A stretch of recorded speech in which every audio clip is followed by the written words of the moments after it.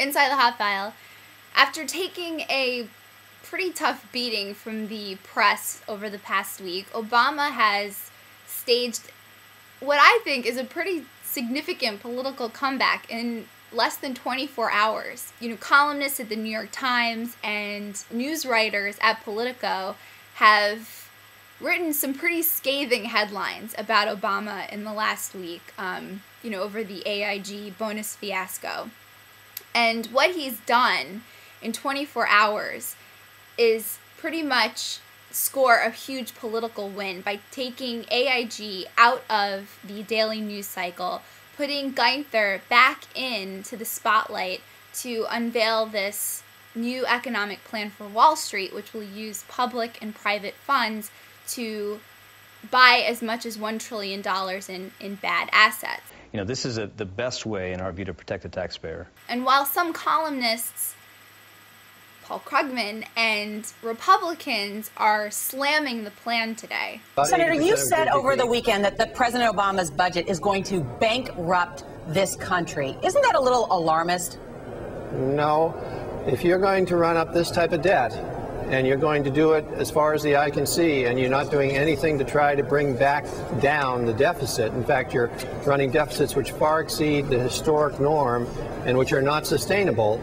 There really aren't too many options for us as a country when you get out 10 years from now. Wall Street, all this time, was giving it two very big thumbs up. The Dow jumping as much as 500 points by this afternoon.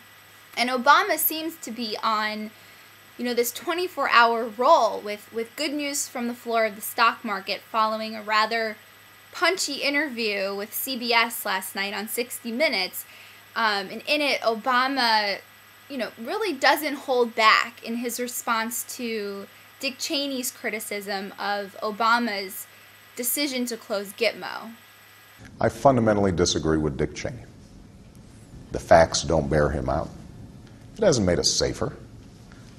What it has been is a great advertisement for anti-American sentiment, which means that there is constant effective recruitment of Arab fighters and Muslim fighters against U.S. interests all around the world.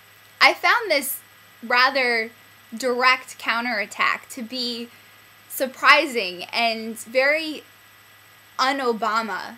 But, I'm glad to see it. I'm glad to see that he went there and he gave it to Dick Cheney. He really didn't hold back. And I thought it was a chance for him to appear more aggressive. And I thought that it was intentionally aggressive because he's been getting some criticism of late for being caught rather flat-footed on some of the curveballs thrown at the White House. So I think this was a chance for him to come back looking bold, looking like he's got it together, aggressive, back on offense, and in control. So a good 24 hours for Obama. You never know what the next 24 hours will bring with these 24-hour news cycles, but very good start to the week for Obama. And that's what's in the Hot File.